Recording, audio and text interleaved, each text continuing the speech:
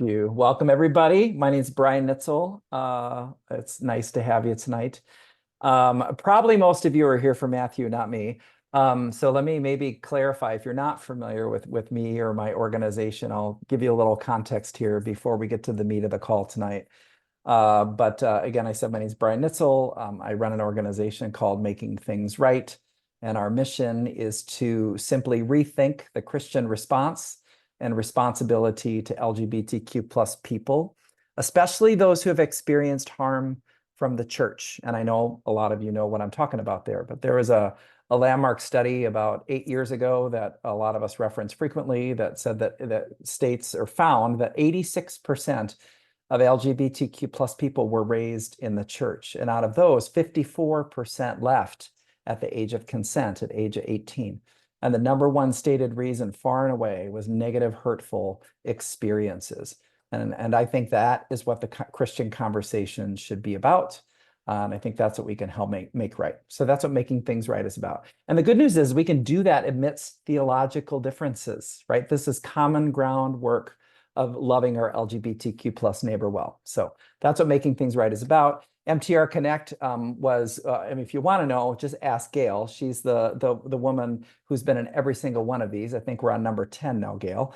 But basically, it was like I launched this initiative about 2.5 years ago, and kind of the early adopters who were interested, I call them allies with influence, were just like, I want to show up. I want to talk to like-minded people. How do I lean into this stuff? How do I make a difference in my church and my family and, whatever. So these Zoom meetups started. We've done about 10 of them or so. It's just been a wonderful gathering of curious Christians to just lean in together. And the goals are really just to learn from each other and to encourage and equip you in whatever situation you're in with your family or your church or your community. So thank you for joining us, and we hope tonight serves you well. To learn more about MTR and various trusted resources, ministry partners such as Matthew or whatever, you can check that out on my website at makingthingsright.org. All right, so there's the Making Things Right commercial. A little plan for the night. I'm going to give you a couple updates on the MTR Connect season. Then we're going to move into a time of interviewing and chatting with Matthew Vines tonight, which is going to be awesome. We're going to leave some time on the back end for some Q&A, and I'll talk about that in a second. And then we'll wrap about 8:45 Eastern time. So that's a little over an hour from now, whatever time zone you're in. And I'll watch the clock so that we can all get to bed at a proper hour. So that's the plan for the night. If you have questions along the way and you're not super Zoom savvy, go to the bottom of your Zoom screen and find the chat feature, and you can load your questions in there. Now, just know that all of you, when you registered, had to answer the question, what do I hope for in this call? And you fed us like tons of great questions already. So I synthesized those down to 5 or 6 thematic questions that I think you all will love. But we still want to leave some time for Q&A as well. So if you have a question along the way, pop it in the chat. My partner in crime, Kelly, is going to watch the chat and sort of lift out a couple of questions that she thinks would serve the rest of the audience. And we'll make sure before we wrap up to at least grab a couple of those questions in the chat. And then just a final piece for respect. I fully expect, and I'm sure that 100% of the people on the call here are here with good intent, but we all know this can be a real spicy subject, and sometimes people can show up with different agendas. So just so you know, my trusted partner Kelly watches the chat. She watches the screens to ensure that nothing but productive, collaborative things are going on. And we definitely reserve the right to remove folks as needed. So I say that just for the safety of all of you and the intent that you're here for. So that's one of the reasons why you're on mute. I think it's fun to see our faces, but sometimes if anyone can come off of mute, it can distract the evening. So there you go. All right. So quick update on Making Things Right and the MTR Connect season. We launched it last month. And I'm really trying to feature what at least from my observation, are vital voices in the Christian LGBTQ conversation. Last month, we kicked it off with the 1946 movie and had a wonderful turnout and a great dynamic conversations there. I'd really love to focus on next month, and I'll send a follow-up. Kelly and I will send a follow-up email to this event with the recording of tonight's event, as well as to remind you of events coming down the pike. But just to give you a little teaser, the month of August, we're going to focus on the transgender experience, or as I would say, what is the Christian response to transgender people? Big question, right? And I don't know about you, but I got a whole lot of ignorance when it comes to the transgender experience. And I really want to inform myself with stories and empathy so that I can be a good friend to transgender people, that I can be a good, proper advocate, informed. So we're going to have back-to-back episodes in the month of August, August 15th. I'll have two trusted, wonderful, I mean, I've heard wonderful stories over the years, but two in particular have continued to impact me. So my buddy Lucas, my buddy Grace are going to come on and share their stories and their experiences of navigating their faith and their gender. So a real story focus for August 15th. And then August 29th, 2 weeks later, a good buddy of mine, Mark Wingfield, who you may know of. He wrote just an epic guidebook to churches called Why Churches Need to Talk About Sexuality. Great guidebook for churches that want to navigate inclusion and discernment processes. But he's also, as he would say, a very unsuspecting advocate to transgender people, and has an amazing story of how his life just got turned upside down. And unbeknownst to him, became a real advocate to transgender people, and just has a great voice and a pastor's heart and an ally's heart around that. So look for that in the month of, I guarantee coming out of those two sessions that hopefully both you and I come out a little more informed of what it means to love our transgender neighbor better. So that's the month of August, and we got ones coming in September and October as well. If you want to check that out, you'll get it in your email box, but it's makingthingsright.org/events. All right, so enough about me. Let me set up the conversation for tonight and we'll get to it. So my first encounter with you, Matthew, was at the Reformation Project Conference last October. I was intimidated to come. I'm not sure why. And it was just wonderful. I just felt like I was intimidated because I'm not much of a theological guy. And I felt like I just really wanted to know what you were about. I knew all these people that were part of your cohorts and ambassadors, and I was just very curious about all of it, and was just I really came away, I was impressed with a lot, but really impressed with how you just mobilize people and equip people to like do this work at a ground level. It's not all about, you can't be everywhere, right? And it's just the whole approach to the ministry of mobilizing and equipping people was just so wonderful. And I think you and your ministry and your voice and your book, even from 10 years ago, was as vibrant as ever. And just really appreciate you having you on the call tonight. Well, I'm so glad to be here. Thank you for having me, Brian. So we're going to eventually dive into some good spicy questions from, well, they're not that spicy, but good questions from people. But I thought we'd start with just getting to know you. Like, I remember even when we were talking and preparing for this, like you started unpacking a little bit of your personal story of growing up and your family and church and faith experiences, or when you came out. And, if you could just give us a little bit of the story behind the story of Matthew, just to start. Yeah, well, I'll try to keep it brief since I know we've got a lot to get through, but I grew up in Wichita, Kansas, in a conservative Presbyterian church. I was raised in a Christian home by two wonderful parents, and the main thing they wanted to pass on to my sister and me was their love for Jesus and their faith. And I thought they did a really great job of modeling what that looked like in their lives, and the value of keeping God and Jesus at the center of your life, your relationships, the way you treat other people. And so that was a very natural thing for me to want to embrace and make central to my life. So from a very young age, I asked Jesus into my heart to be my Lord and Savior. And that has always defined the core of my worldview, my understanding of who I am and my place and purpose in the world. My faith in and love for Jesus has always been that foundation for me. So and overall, I had a positive experience growing up in our church, which was not an affirming church because, this was, the 1990s, and that was a much less common thing at the time. Sure. But I didn't even know that gay people existed until I was in middle school. So it's not something that, same-sex marriage didn't begin to be a big national debate until I was in middle school. So it's not even something I was aware of until then. It's not something that was being preached on Yeah. It was almost a non-issue altogether. Small town a little bit too, probably, No, I right? mean it was Wichita. Oh, So Wichita is okay.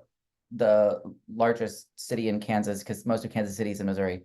Uh, so it's about 500,000 people. So it's not too Okay. small, Not small town. Sorry. but it was a non-issue, ironically, not in the sense that people were okay with it, but in the sense that no one was okay with it. And so Right. therefore it was not an issue because Right. it's not something that was being debated or discussed. Mhm. And but I remember then I first realized that gay people existed in middle school. There began to be some people in my high school who were openly gay, and none of them were Christian or came from Christian backgrounds, but Yeah.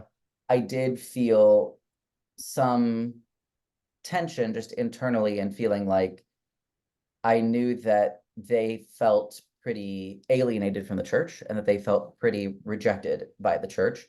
Sure. And I think the posture that I took was just that, as Christians, we're just called to love and focus on love. And whether it's a sin or not, I just want to be focused on loving people. And I think, I still think that's a good posture. Yeah. But by the time I went to college, I went to Harvard, which is in Massachusetts. So uh, kind of half the country away, very different climate, context. This was, at the time, Massachusetts was one of only 2 states in the United States that recognized same-sex marriage And at legally. that time, you weren't out or even thinking of yourself as gay or any of No, that stuff, right? no, Okay. That's what I thought. I was still committed to trying to be straight. And because I couldn't even fathom, I mean, that wasn't even an option to even consider in my Sure. mind. So it's not that I wasn't attracted to the same sex. I think I would just choose to interpret that in a different way. Mhm. Because if you've never been anyone other than yourself, how do you know that maybe that's just what everyone is doing? Everyone is actually secretly attracted to the same sex, but they're just working hard not to be. You know, in theory, everyone could Yeah. be doing that because if I'm not telling people, no one else is telling people. In Yeah. theory, this could be what is going on with everyone.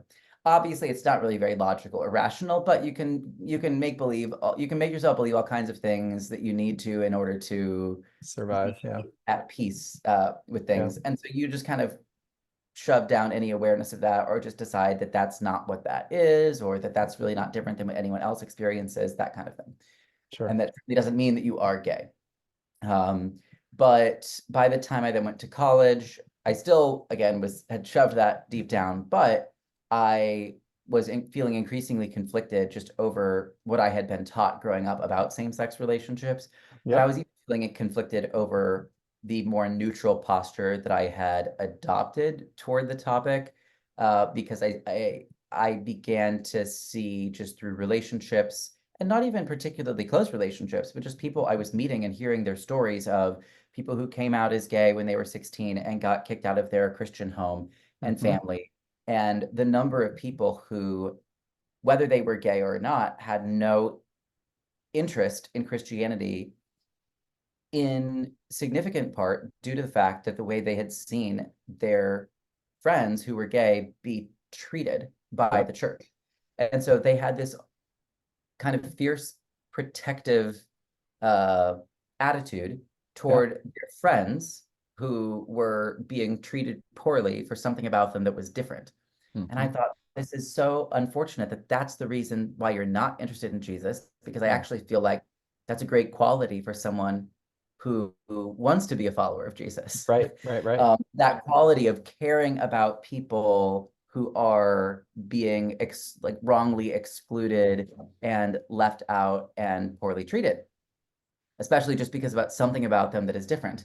And I just thought, this is so topsy-turvy. If the reason why people weren't interested in Christianity was because they had heard the gospel and just decided that, they didn't like the message of Jesus. They didn't like what Jesus stood for and what he taught. Well, then Yeah. at least they'd be rejecting it for what it was. But it felt like so many people were rejecting Christianity for kind of Christian reasons. Yeah. Yeah. Yeah. Um, that their reasons for walking away from the church were actually rooted in a lot of basic Christian attitudes and beliefs. So I just thought, this is very wrong. Yeah. Something about this is not adding up. So I ended up doing Bible study with some other students in the Christian ministry that I got involved in on campus. And I came to believe that the that things were not as black and white as I had once thought when it came to the main 6 passages in Scripture that refer to forms of same-sex behavior, and that I just didn't think that the non-affirming position opposed to all same-sex relationships was nearly as strong as I had once thought, just based on the theological and biblical arguments.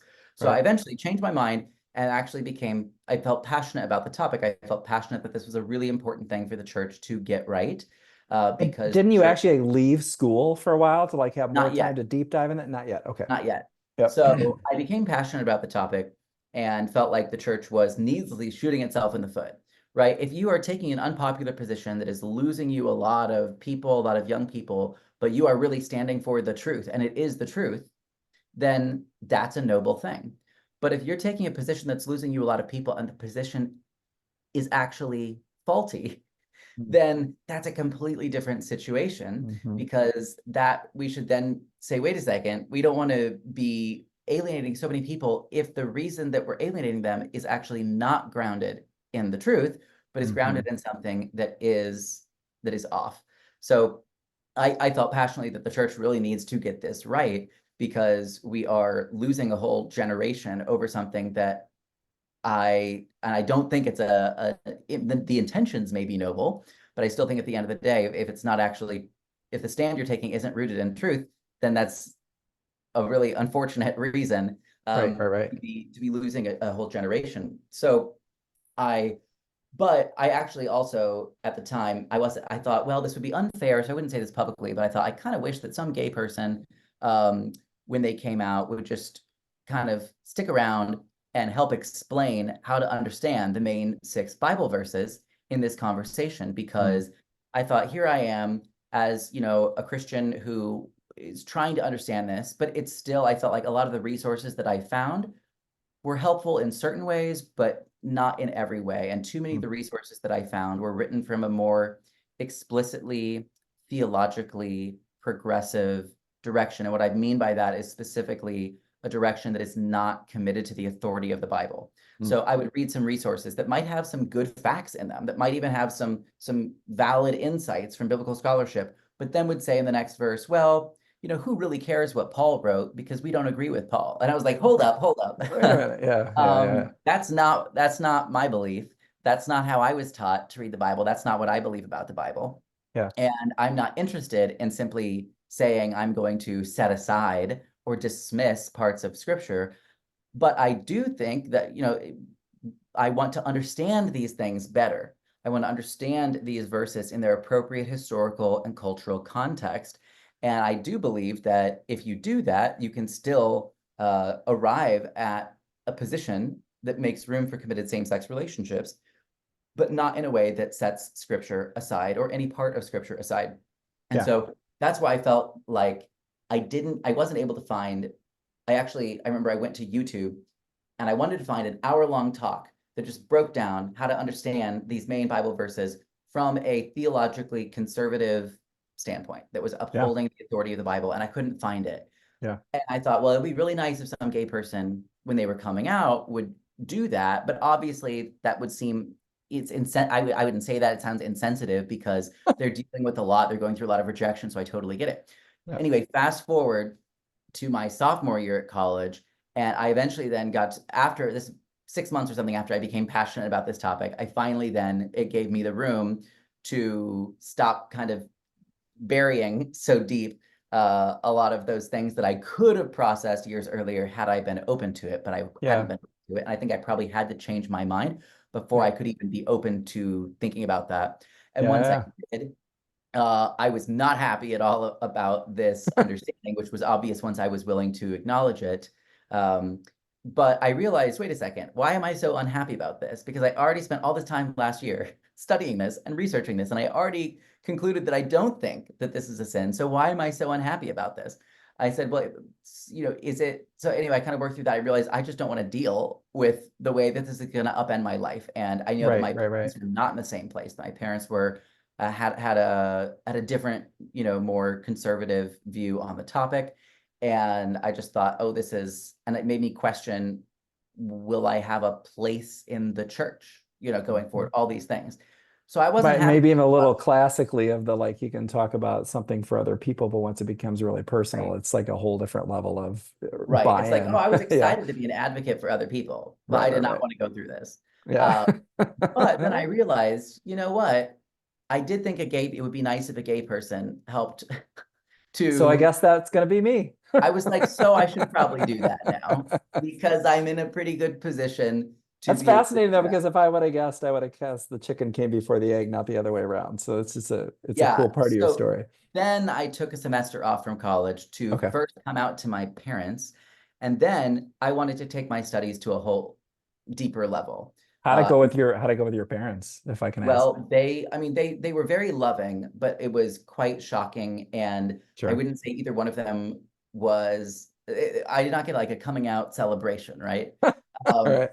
And in particular, my dad was very convinced that same-sex relationships were sinful. Sure. But, and he also at the time, he wanted me to be open to maybe some kind of conversion therapy program or approach because he had heard before of stories of people who went from gay to straight, or at least Hmm. that's how what it sounded like. And so he figured like, well, this is then the answer. Because he said, why would God make someone gay and then not allow them to ever express that? He said Right. that doesn't make a lot of sense. And so maybe you're not really gay in a permanent way. This might be a Hmm. short-term challenge or struggle, but it's something I think you could overcome.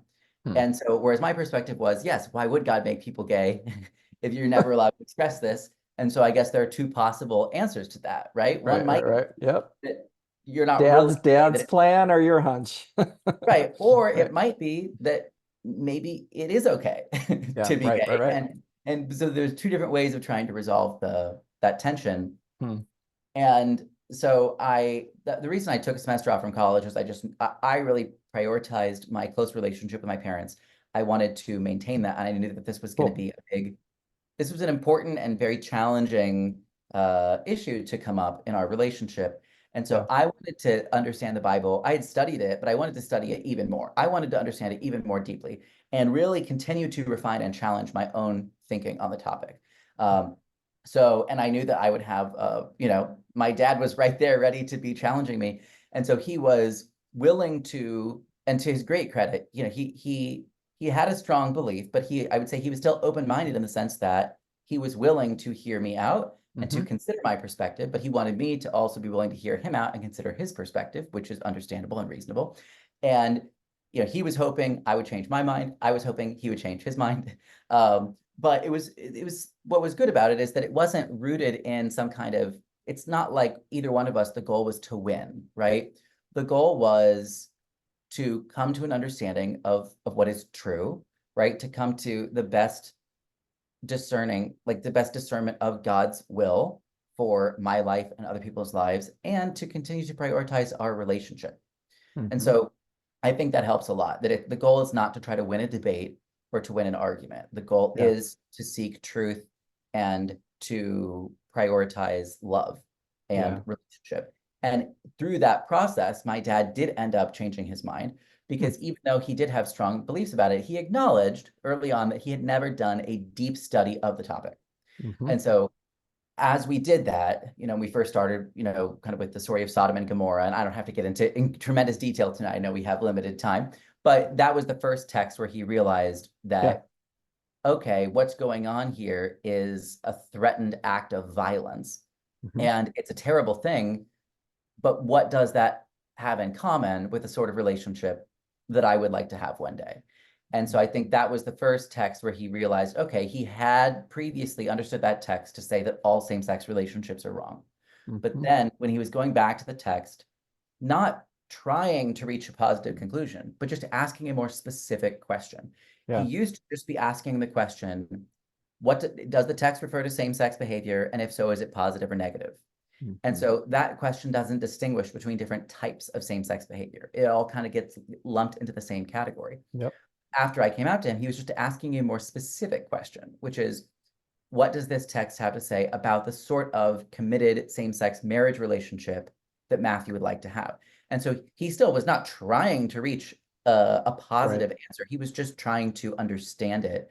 And that's where But he realized, what would have to precede that though is an openness or a curiosity. Was he always that way, or did he become more so because he had skin in the game with you?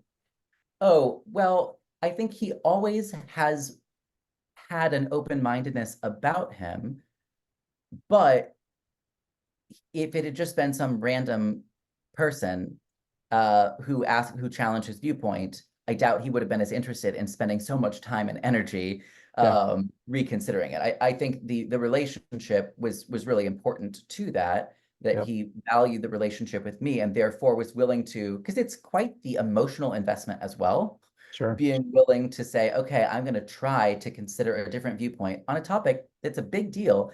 And it's a big deal for a lot of reasons, one of which is that if he was an elder at our church, and if he was going to change his mind on this topic, he probably wouldn't be able to be an elder anymore.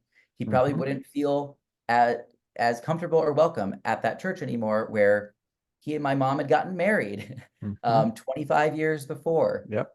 and all of these things. So I do think that the relationship was a critical component there, but also there are some parents who have that relationship, but they're just not willing to Good. even consider another Right. perspective. And so I think it's both of those things. It's both the relationship and also just some of his own positive personality traits of that willingness to consider another viewpoint that is then Yeah. activated through a relationship. Yeah, that's great.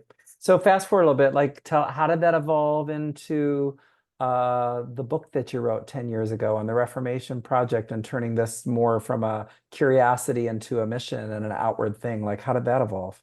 Yes. So essentially, so I came out to my parents. This is beginning of end of 2009, beginning of 2010.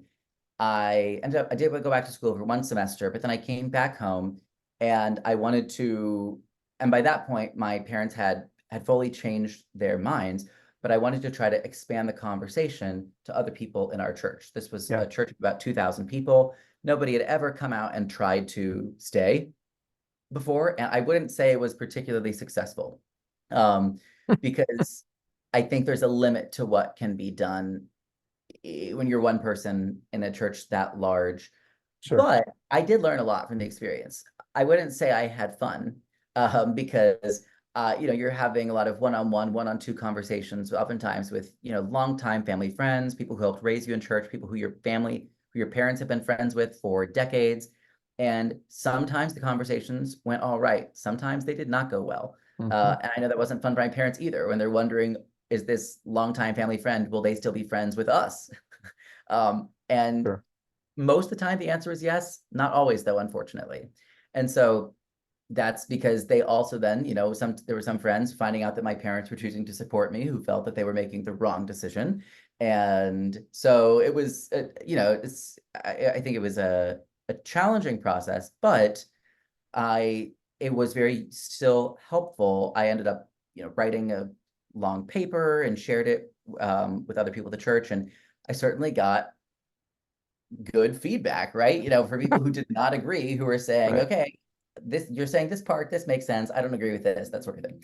Anyway, what I wanted to do is I wanted to give a talk, because when I had gone to YouTube earlier, on my own, I wanted to find that an hour-long video, an Right, hour which you talk. found them. Right. Right, I couldn't find it. So I wanted to give a talk and post it on the internet to create that resource that I had wished existed.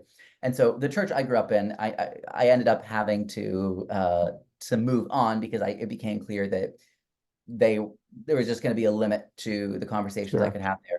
But there was a different church in town that was willing to let me give a talk on the presentation, or a talk on this topic. And so I recorded that, posted it on YouTube. It was 67 minutes long, but it ended up getting over 1 million views. And then that's what led to my book deal. But also, it's at the same time, it's what led to me starting the Reformation Project, because I had experienced two important kind of missing links when I was trying to come out. One was this issue of accessible theological resources, right? So that's what I sought to help create through the video and then the book. But the Yeah. other was any kind of organizational backing or support for people who wanted to stay in their churches that weren't Yep. affirming, in order to be a positive voice for greater inclusion. Hmm. And because too often I felt like the message that I was hearing, even from the broader secular LGBT movement, was that if you were gay And in a conservative Christian context in the Midwest, you should just leave. You should just move to the East Coast or the West Coast and start life over again.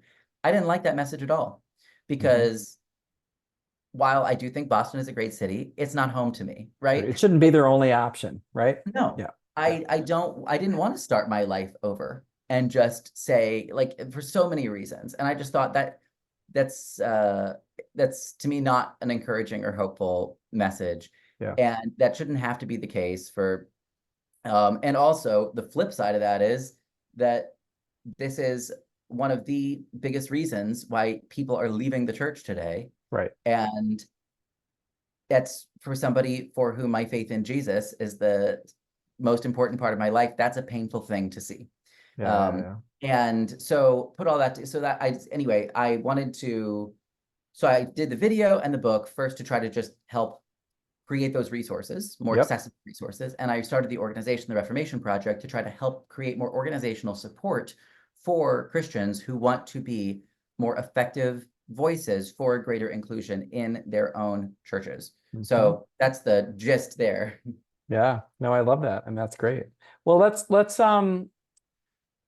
talk about, well, let's not skip over I want to ask you some questions from folks, but before I do that, give us just a quick on like, what does the Reformation Project do? Like, what's the mission? I mean, we're getting the point of it, but like, what are you doing? And like, how do you mobilize people? What are you focused on today? Just kind of the state of Reformation Project.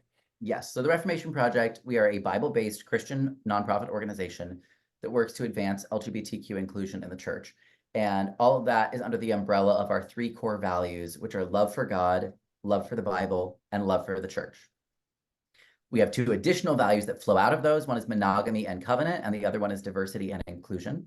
But everything is about that love for God, the Bible, and the church. And I think that's so important because it's really easy for a lot of people who have been hurt by the church to want to see change in the church, but only from a place of hurt and wanting to prevent hurt to others.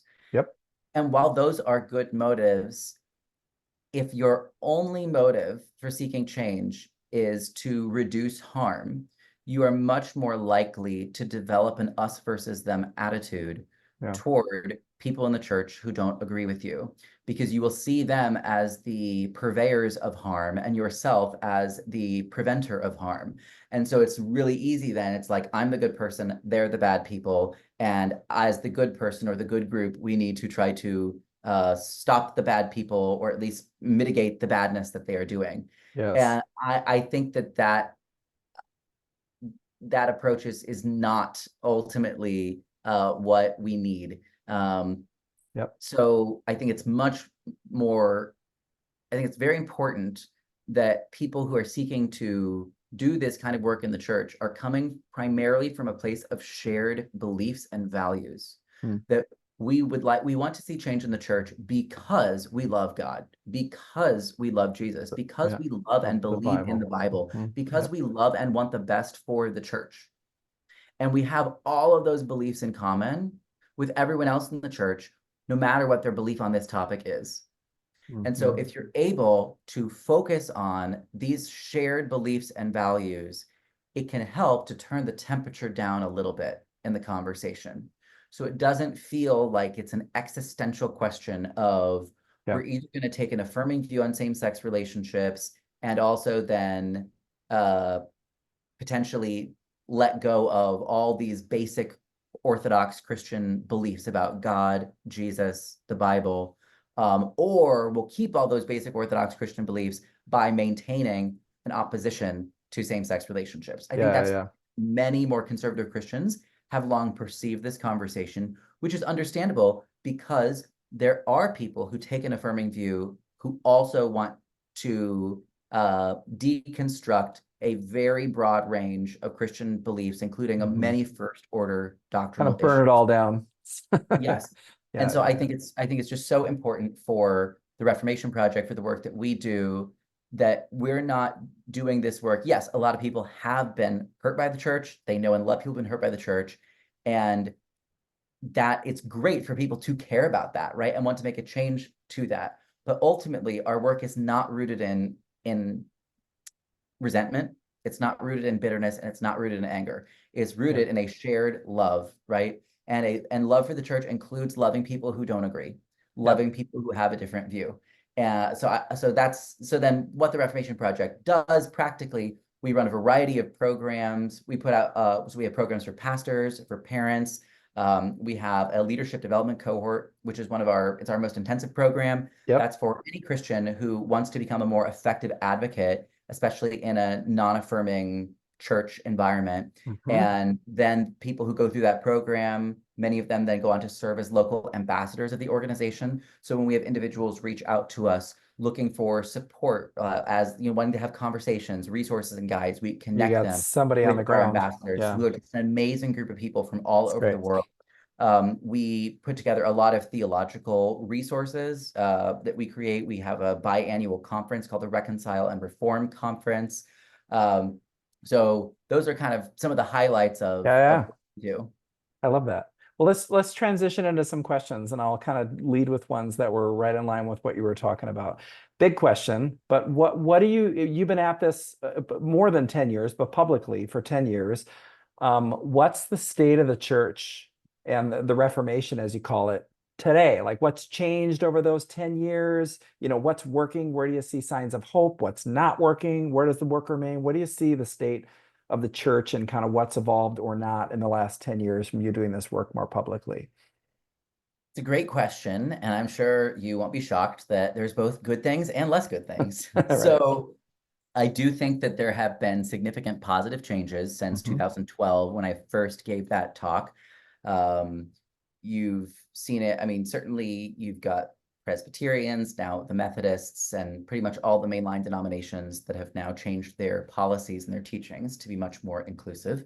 Uh, but and even in the evangelical church, we've definitely seen some important positive movement, right? You see like Yep. some of the Amy Grant, a couple years ago about Mhm. how she was hosting her niece's same-sex wedding.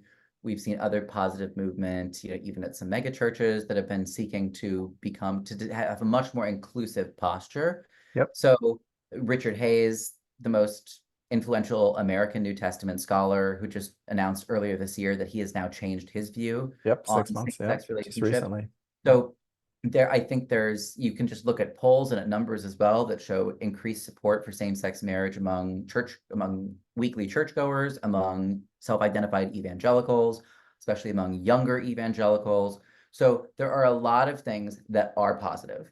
And at the same time, part of a broader trend that we've seen in our society is increasing polarization, right? Sure. Things are as bad as they've been in a long time, Oh just yeah. culturally, in terms of people feeling the strong pull to pick one of two tribes and then go to a metaphorical war against the other tribe and want the other tribe to essentially just be completely defeated, rather than having a vision of trying to live in any kind of harmony across some significant disagreements. So to the extent that that then is reflected in the church, I do think there have been challenges where some people on quote unquote the affirming side, I know the sides language is non-ideal, but some people with an affirming view Yep. have wanted to push kind of as far as possible in a progressive direction. Yep. And Like anything short of 100% is unacceptable, basically, right? well, there are two ways of doing it, right? So one is Yep. just the posture, where it can be anybody who doesn't agree, you are actually a bad person. And Hmm. the way to deal with people who don't agree, deal with them, right? Is you deal with them by shouting them down, naming and shaming, calling people out, like very much like you have blood on your hands, and therefore we are justified in treating you very in often kind of bullying and very harsh and even mean ways because our cause is just, therefore our means are just. Now, Mm. that's hardly unique, and that's not unique to any one side of any conversation, to Sure, be sure. sure. That's a very human tendency. But Yep. to the extent that has shown up some, especially through social media, I don't think that's helpful at all, or consistent with who we're called to be as Christians. And again, this is not most affirming Christians at all, right? I think social media gives a megaphone to sometimes the most extreme voices in any group, and then it makes the entire group seem more extreme than it actually is. And this is true on almost any topic. That Sure. and so then it's also for people who don't agree with the group, it's easy then for the most extreme people on the other side to say, hey, look, these people, we're going to now highlight the most extreme people with the other position so that even if you're uncomfortable with how we seem maybe a bit extreme ourselves, well, isn't this better than that? And so it's Mhm. a both extremes feed off of one another Mhm. in really counterproductive ways. So some of it's the posture. Other things is, sometimes there's been some people, and again, it's a pretty small minority of people, but they can be vocal and have an impact. People saying, oh, Yes. we should now be pushing for things like polyamory, like having relationships with multiple people simultaneously, and that this should all be put under the LGBTQ umbrella. Mm. Um, we could get into that. I think that's a very bad idea for a lot of reasons. It has absolutely nothing to do with sexual orientation or gender identity. It's Mm. not an LGBT related topic. And I Yeah, think that I say at minimum what's wrong about that is saying that just because I'm LGBTQ, I share that belief system, right? right. Yeah. Yeah. Yes. And so, but I understand if your goal was to gain support for anything that isn't very popular, well, you want to attach it to something that is more popular. This is Hmm. a tried and true tactic of all people. So it's understandable why Yep. people who would want to advocate for something would want to attach it to something that's more popular. The problem is that if people are trying to attach to our cause a cause that not just is less popular, that's not the issue. The issue is Hmm. that it is a bad idea and it is ultimately harmful. It is harmful to communities in particular Yeah. when you try to say that marriages shouldn't be exclusive anymore. Hmm. And again, it is a small minority of affirming Christians who would hold that view. It really is not the mainstream view at all. But those sorts of things can can seem to have a large can be given a large voice through social media platforms. So Hmm. that sort of thing, I'll put all that together. I think it is one of many things that can then contribute to we've seen a doubling down in the other direction, where many conservative churches are wanting to kind of batten down the hatches and say there shouldn't even be any room for conversation on this topic. Yeah. So Yeah. when the unconditional conference happened last year, some of the very harsh backlash to that, right? That conference was not taking an affirming position on same-sex relationships. That was not Right. the point of that conference. It was taking a position of promoting relationship, right? Promoting a general posture of greater welcome. And Hmm. while I think a lot of people, I think most people actually find that to be a positive thing, Yeah. for those who are feeling like we must double down on this, Right. anybody who's saying anything about greater welcome and even an accepting posture toward people can be seen as undermining that cause. And so you've Yeah. seen a doubling down, and I think that in the more conservative direction as well. And so I think that polarization has been a challenge because the best argument for somebody who feels that who takes a very absolutist posture against same-sex relationships and feeling like there should be absolutely no room for differing opinions or differing beliefs. And if anybody has a differing opinion, then they need to be completely shunned and told that they're not even a Christian. The best argument for that view and for that uh, very absolutist posture is the people who want to say there should be no boundaries anymore. We Yeah. should tear down the entire Christian Right. sexual Right. ethic, Right. and we should basically say anything consensual goes. So I think yes, there have been some really positive changes that have been good, and the biggest challenge is the polarization that has contributed to these extreme kind of warring factions. And so that's part of why I think it's very important, like the Reformation Project, we take a position that is both affirming and orthodox. We are deeply committed to upholding the authority of the Bible and to Orthodox Christian theology on basic things, thinking about the Apostles' Creed and the Nicene Creed, that we believe in the triune God, Father, Son, Holy Spirit, that we believe that Jesus was fully human and fully divine, that he died for our sins, that he was physically raised from the dead, that he is coming again, right? All of these things.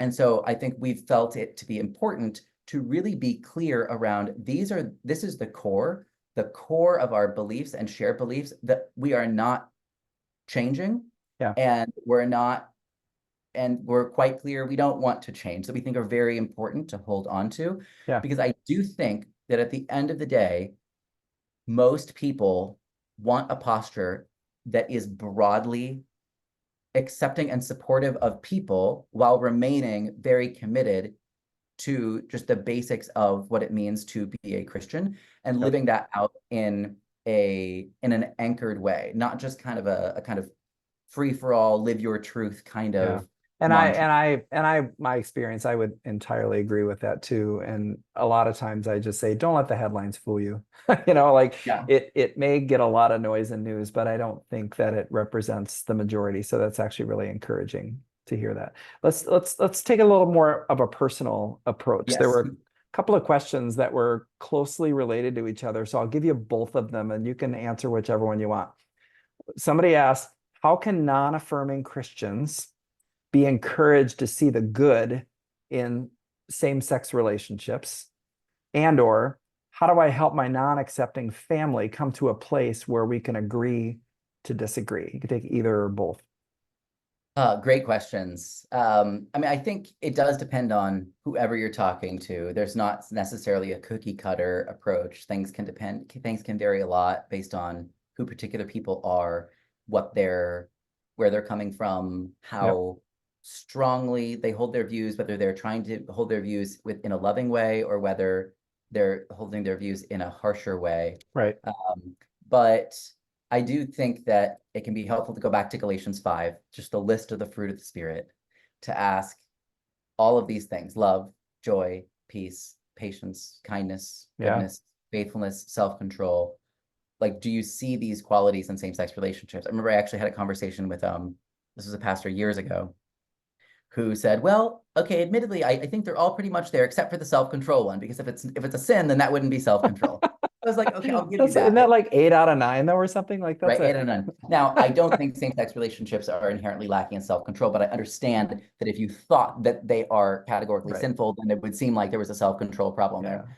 I love that But piece about the fruit though. That's a great point. right, but Yeah. he basically said, okay, you do get 8 out of 9, but he still there was he said on 9 of 9 he wasn't quite there. So, but I appreciated that, right? Even though we didn't agree, it is helpful for him to be able to recognize it's not like it's not that there aren't some real positive virtues at a minimum in committed same-sex relationships. Now, that alone does not necessarily mean that someone may not have other reasons for believing that that is not something that they should affirm. But I think it is still helpful to be able to get to a place of recognizing that we can at least acknowledge, no matter what position someone takes at the end of the day, Yeah. that there are positive virtues that we see in many committed same-sex relationships. And so to have at least some recognition of that can be helpful.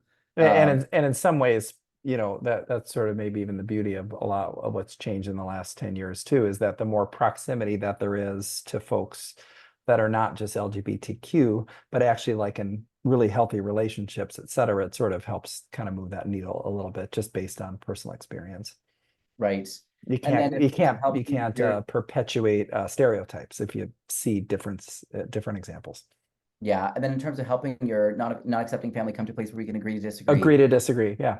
again, there's only so much you can do, right? There are people will you could make the best case possible for why that should be able to be possible, and it's still up to the other person whether they are willing to approach it that way. I Mhm. do think things that are helpful is to be able to, especially early on in coming out to a family member, if the number one concern of theirs is about faith, which for most of us, that's the case, I think it can be really helpful to be very clear about all of the things as a Christian that you do continue to believe and affirm. So yes, you've changed your mind on this topic, but you continue to believe that Jesus was divine, that he Yep. died for your sins, that you still place your trust in Jesus. You continue to believe that the Bible is the inspired and authoritative word of God. You just interpret some passages in it differently on this topic, right? Mhm. So I think that is helpful. It will not necessarily, but I think there are many people for whom that at least makes them feel like, okay, I'm still concerned that I think my child is very wrong on this topic, but we have some common ground still. in that my child has not walked away from Jesus. Yeah. So I think being able to emphasize the things that you do continue to share in common can be helpful. We got a good one in the chat. Here's a question. What would you say to a person when they try to use, quote, a man should not lie with another man, because that has always been used as a prominent argument? Yes, and so that's just from Leviticus 18:22 and 20:13. I think the main thing to be aware of is that those verses are part of the Old Testament law code, and that law code has never applied to Christians. So the Old Testament has 613 rules, regulations, and prohibitions. And those two in Leviticus are two of the 613. But much of the New Testament is focused on the fact that Christ's atoning work on the cross has liberated Christians from what Paul called the yoke of slavery that was the Old Testament law code. And this was the first big decision of the early church, as narrated in Acts 15, that do Gentile converts to the law have to follow the entire law to be saved? And they concluded no. There's huge discussion right throughout the New Testament. This is one of Paul's main emphases, is that we are not saved by works, and that Gentile converts to the faith do not need to follow all these 613 rules. Now, that does not mean that the Old Testament law is not important. It is important, and there's a lot that we can learn from it, and we should study it. And there are plenty of things in the Old Testament law that are consistent with Christian attitudes and beliefs. But there are also many things in the Old Testament law that don't transfer in a one-to-one way to Christians. And so even though we should continue to study and learn from it, there are still many examples. Even in that same chapter, it says that sex during a woman's menstrual period is prohibited, and any couple who does this is supposed to be cut off from their people. That's not seen as a sin issue by Christians today. It's seen as a TMI issue, right? It's to the extent anybody would start sharing that, people would be like, you didn't need to tell me that, right? Like, that's not seen as an ethics issue. It's just kind of a private question, Yeah. how people, how people feel about that. And so and again, that doesn't mean that those verses aren't valuable too, but it's to put them in their appropriate context and to recognize that Christians have never been bound by the Old Testament law. It has never applied to Christian believers in the way that it did to the ancient Israelites. Good. Okay, let's take it real personal. And if you want to apply heady theology to it, you're welcome to, or you can Oh, go for it. I did see one other question about this Oh yeah, same yeah, topic. go for it. Yeah, yeah. Follow up from somebody says, but historically, isn't that Leviticus passage referencing pedophilia and not consensual adult relationships? So I have seen this argument. This argument has gained some traction on TikTok and Instagram. And I do not think that Leviticus is specifically limited to pedophilia. So the language that it is using is about males, just males broadly. So while it would include pedophilia for sure, it is not limited to pedophilia. Hmm. I do think that the text of Leviticus 18:22 and 20:13 is a categorical prohibition specifically of male same-sex anal intercourse. That's the specific same-sex act. There's nothing that's said about female same-sex relations, and there's nothing that's said, even though the Talmud, an early centuries AD Jewish document, actually differentiated between different types of male same-sex acts. And it basically said that the non-penetrative acts were not seen as big of a deal. They were all seen as negative, right? None of them were being encouraged, but there was a specific focus on the penetrative act in Leviticus 18:22. I think the best understanding of that contextually is rooted in the fact that ancient Israel was part of the ancient world, which was deeply patriarchal, in which women were seen as having fundamentally less value than men and as being inferior in value to men. In Yep. that context, for a man to be seen as taking the quote unquote woman's role in sex was to be seen as taking on the lower status of a woman and therefore degrading his masculine honor. So the question we have to ask as Christians is that whole question of the superiority of men over women, should that be understood in a similar way to how Christians have long understood issues like slavery and polygamy, which are Hmm. reflected and show up in different ways in the Bible, but we recognize that God was working within flawed institutions. and not necessarily endorsing them for all time. In fact, Jesus says something very similar when he's asked about divorce and how the Old Testament allowed divorce for more reasons. And he said, well, Moses gave you that law because your hearts were hardened.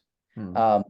And so Jesus himself recognizes that there are laws in the Old Testament that are kind of there for a time based on cultural norms that may be a reflection of fallen things that are part of the fall and not actually things that are always meant to be.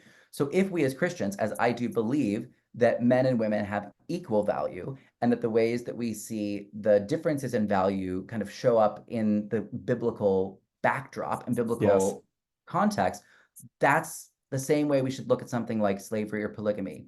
That was part of the fall. It was not a good thing. It's part of just the way that the world was at the time. But if you look especially to a lot of the teachings in the New Testament that point us beyond that, that point us to the equality of men and women, then that is why the Leviticus 18:22 and 20:13 verses would not carry the same weight for Christians today, because kind of similar to the allowance of divorce for a much broader range of reasons in the Yeah, Old Testament. But I don't think that it's limited to pedophilia specifically. that makes sense. I like Todd's question. Let's take a swing at that one, a little more personal. Our daughter knows that we love her, um, and are now affirming of her sexual orientation. We talk a lot with her and share things we learn from both of you and others. What more can we be doing to encourage her to consider re-engaging in her faith? Oh, it's a great question, and it's hard because for a lot of people who have been uh, hurt deeply um, by the church, a lot of people do need time. Yep. Um, and so it's not something that can be forced. I Mhm. think all you can, and I think if you try to force it, it can often be counterproductive. I think all you can really do is continue to be examples of actual love. Mhm. People who your daughter knows are Christians, believe in God, believe in Jesus, and are fully embracing of her and fully love and support her. I think that's the most that you can really do. I mean, maybe, if there were some sermon that you heard that, you thought was so great and but even then, there are a lot of people who don't want to hear a sermon on a random topic, because in the back of their mind, they're going to think, oh no, the other shoe's going to drop at some point, and then this pastor is going to say something negative about me. Uh, Totally. I I think overall, it's mostly just staying in that relationship and making sure that you are an example of, like, a positive Christian example in your child's life, Yep. and hope that in time that will help them be able to um, Yep. And even just trusting that. I've done some really good work with Embracing the Journey, which, if you're not familiar, is just a fantastic organization that is, very theologically neutral intentionally, because they want to be able to reach lots of families, to reconcile with their kids. And that's the biggest fear of mm, parents, is when their kids come out, is like, will they lose their faith? And just that journey of just, you just got to trust that, you being Jesus, eh, things will come around when they're supposed to come around. You can't force that. And if you try to force it, it kind of does the opposite. right. Yep. Okay, now all the questions are rolling in. Hold on. Are you seeing one that you're interested in? Um, Let's see. let's see. Um, Not Oh, this is a that. good one from Phil Nixon. What advice do you give to LGBTQ Christians who have remained in a church to try to support a Yes, conversation around visibility and inclusion, but also need to balance this with finding an environment where they themselves feel accepted and loved by their church community and able to grow in their faith? 100%. Yeah, Great good question. question. And I would never say that, even though so much of what we do with the Reformation Project is focused on engaging and reaching people who are not affirming, I don't think that it is every person's responsibility, um, or that it is even a good idea for every person to try to remain in a non-affirming community while doing that. I think that it is kind of a gift that some people have, and that other people may have different gifts that are not that. Yep, And it also can be about different seasons in your life. There are some people who have that gift now, but would not have been able to do it 10 years ago or 5 years ago, because totally. they might have been in a place where things were too fresh or too raw. Yep, So I think that the most important thing is to make sure that your own faith is being nurtured and supported, right? So yep, if you're in a church where you just feel like you are you don't feel like you're receiving that support and growth in your faith because you feel like you're feeling iced out in a somewhat aggressive way based on your views on this topic. I think that may not be the best place, right, to Yes. remain. In general, I think it's more moderate, non-affirming churches where it can be the most helpful and fruitful for people who would hold a different view to remain a part of the community. A church that has a very strong posture against same-sex relationships is much less likely for that to feel productive and constructive. Yep. But either way, I still think I know people who are part of two churches, Yeah. and if one One's church, a mission field and one's to get what they need, right? or they're both Well, to support yeah. their faith, but in different ways. Mhm. Um, and I think that hopefully, ideally, even if you're hoping to reach people, at a church that's not affirming, that you're still able to be growing in your faith in various ways, right? That hopefully you're Yeah. still really gleaning things from the sermons, you're able to be participating in various things through relationship, Bible study, all of those things. So that it should be uh, a kind of two-way, Yeah. a two-way Absolutely. street, ideally. That's been the case for me for sure. Like I came out of the evangelical church and I've stayed in it. But in some respects, like I kind of saw the church as it could be, so I really Right. I found my identity and my belonging and my community in the church, right? But I know that com in relation to a lot of my LGBTQ plus family, I'm the exception, right? So I can stay in that environment and help productive conversations because I never was wounded in that environment. If I was, it was more subversive, right? I Right. don't where most folks, I would encourage them to just go where you can build your faith in a safe place. And then maybe someday you can come back around and help move the needle if you feel so inclined. I agree. I see a couple questions about New Yeah, Testament we have passages. time for one Okay. more. So you got Well, to I'll pick a put it, good well, one. they're kind of the same question. And Um, also point people to your resources after you answer that, point people to where they should go to kind of because some of these okay. questions are probably in your video or your book, I'd imagine. But Yes. yeah. So there's just a question about some of the New Testament verses, and Jacqueline Yeah. asked, how do you interpret Romans chapter 1? So I'll give you just a little brief overview here, but Gail then points out some resources on the Reformation Project website. We have the biblical case. There's a brief biblical case that's available for free. There's a very extensive 7-hour video curriculum on the biblical case. Where you can get a lot more of these. There's also, my book, God and the Gay Christian. There are other books that we recommend on the website. In a nutshell, so in Romans 1, Paul, this is probably the most significant of all the texts because it's in the New Testament, and it's the longest discussion of same-sex behavior anywhere in Scripture. It's not that long, it's just 2 verses, but it's part of this broader description where Paul is describing people who knew God but turned away from God to worship idols, and then Yep. God kind of gave them over to just see what would happen in their lives without keeping God at the center. And it's just a parade of horribles, basically, what goes on in Romans 1. Right. And in his discussion of them being given over to lustfulness, he describes them engaging in same-sex behavior. And it's certainly a negative description. I think there's no question that Paul took a negative view of same-sex relations in this text. The key question for us as Christians today is not whether Paul took a positive or negative view, but what was behind his thinking. Why did Paul take a negative view of same-sex behavior in Romans 1? Hmm. And the argument that I put forward that's also laid out in even more exquisite detail in a fantastic book I would recommend called Bible, Gender, Sexuality by a New Yes, Testament you were telling me about historian that. named Yep. Jim Brownson. It's a really terrific book. He has a 110-page exegesis on Romans 1. It sounds intimidating and it might take a little time, but it's really quite helpful. But my basic argument is that Paul's Paul's rejection of same-sex behavior makes a lot of sense in his cultural context, in which the primary forms of same-sex behavior that were practiced and discussed were pederasty, which is this terrible, awful practice of adult men engaging in relationships with adolescent boys, awful, awful. Prostitution, also pretty bad, and sex with people who were enslaved. In all of these cases, who obviously can't even consent because they're enslaved. In all of these cases, these men are either married to women or will be married to women. And their same-sex behavior is just one additional outlet for lustful self-gratification. We see many examples of other even first century contemporary writers to Paul who describe same-sex relations in a similar way to Katy Perry in her 2009 song I Kissed a Girl, where it's people who get really drunk at a party and they're engorging themselves and overindulging all their appetites for drink, for food, and then they're also going off and even having, one night stands and sleeping around with people of the same sex.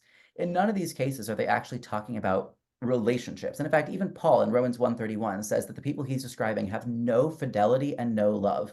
So Hmm. so is he talking about loving, faithful, same-sex relationships? Well, by definition, no, because he explicitly says that there's no fidelity and no love. And so what we need to understand is that it's not about trying to say that, oh, Paul secretly was pro same-sex marriage. No, but just that the forms of same-sex behavior that existed and that were a part of the biblical world, Paul had good reasons to reject that. And that Mhm. we can actually agree with Paul that the same-sex behaviors that predominated in the ancient world were wrong. They were Mhm. not things that Christians should be embracing because they're rooted in lustfulness, they're rooted in self-seeking excess, they're rooted in sex, Domination or yes, yeah. as domination and power. Um, the types of relationships that we are talking about today, of same-sex marriages that are between partners who are the same status. It's not like one, dominant person and a subordinate person. Monogamous, covenantal relationships that are seeking to actually live into this core principle of the Bible's teachings on marriage, which is that marriage is supposed to reflect the love of Jesus for his church through the self-giving, self-sacrificial love of the spouses for one another. Well, there are same-sex couples today, and we see them throughout the church who are living that out in their marriage relationships. Those sorts of same-sex relationships are just fundamentally different from anything that existed in the biblical world. Hmm. And so we can agree with Paul that his negative judgment of same-sex relations in Romans 1 was correct given the same-sex behaviors that existed in the biblical world. He was Hmm. right to view those things as sinful, self-seeking excess. And the sorts of same-sex marriage relationships that we're talking about today are simply fundamentally different and need to be assessed independently. And we need to assess them. It's not just saying, oh, they weren't discussed, so therefore they're fine, right? An argument from silence is not a complete argument. There are plenty of things that might not have been explicitly discussed, but that we still should not support. But we need to assess them against the backdrop of the Bible's broader teachings about the purposes of marriage and sexuality. And if the core purpose of marriage and sexuality, according to the Bible, is about self-giving covenantal love to reflect God's love for us through Jesus, then same-sex couples are just as capable of reflecting that and of living out that purpose as heterosexual couples are. Preach. I love it. So that's just a little What a great summary. way to end. We're just, yeah, no, that was wonderful. Matthew, thank you. We could have gone for another hour. I knew you'd give us great, wonderful, think about the Bible differently, stuff like that, but it was also really fun just to hear your personal story and how you kind of fell into all of this stuff and how it turned into a real mission for you. So thank you. Thank you so much for your work and your passion and being a trailblazer for folks like me. And thank you everybody else for showing up for the call. Appreciate it. We couldn't do this without you. If you had a call to action for folks, Matthew, what would it be? Sorry to put Well, you on the if you're spot. interested in learning more, you can go to reformationproject.org. You should sign up for our mailing list so you can learn more about it. Our Reconcile and Reform Conference, we haven't officially Yes, announced this yet, but I will tell your folks here. Our next conference next year in 2025 is going to be in Atlanta. our town. That's Many of right. you are in or near Atlanta. It's going to be the first weekend in October, October 2nd through the 4th. So we will be announcing that probably in a month or two and opening registration. So Cool. if you are interested in that, it's Love really it. a wonderful opportunity to get to connect and learn and worship with Christians from around the country and around the world. So who share those core values of love for God, love for the Bible, love for the church, and want to see the church living into the love of Jesus in a more authentic, full way when it comes to its posture toward the LGBT population. So I love that. yes, we'd love to see people there. I'll make sure in the follow-up email to all you wonderful registrants, some curated resources from Matthew. And I'll also remind you of next month.